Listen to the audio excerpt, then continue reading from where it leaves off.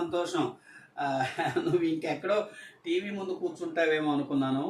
బాగుంది, చక్కగా హార్మోనియం వాయిస్తున్నావు, అదే కీబోర్డ్ అనండి, క్యాషియో అనండి, ఏదో వాయిస్తున్నావు, సంతోషం. ఇలాంటి పిల్లలందరూ కూడా ఈ వేసవి సెలవుల్లో ఇలా చేస్తే చాలా బాగుంటుంది అనే విషయాన్ని మనం తెలియజేయడం కోసం, నువ్వు నేర్చుకోవడం కోసం ఈ కార్యక్రమం మనం చేస్తున్నాము. ఇప్పుడు మరి నీకు రాగాలు ఏమైనా వచ్చేమిటి?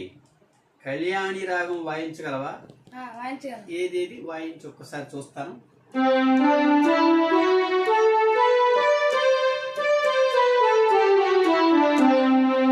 చాలా బాగుంది. ఇప్పుడు ఒక శ్లోకం చదువుతాను నేను. ఆ శ్లోకం చదివిన తరువాత నాతో మళ్ళీ నువ్వు అది వాయించాలి. ముందు జాగ్రత్తగా వినాలి.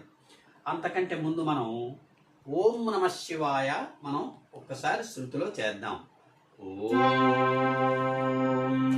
నమః శివాయ, ఓం నమః శివాయ, ఓం నమః శివాయ. శృతికి రా మళ్ళీ. వాగర్ధావివ సంపృక్తౌ వాగర్ధ ప్రతిపత్తయే జగతః పితరౌ వందే పార్వతీ పరమేశ్వరౌ.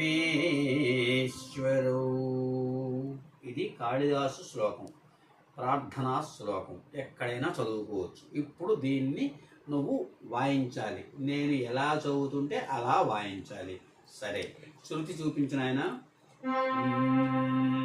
వాగర్ధావివ సంపృక్తౌ వాగర్ధ ప్రతిపత్తయే జగతః పితరౌ వందే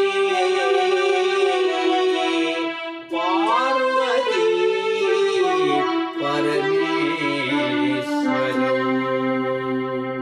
ఓం నమః శివాయ.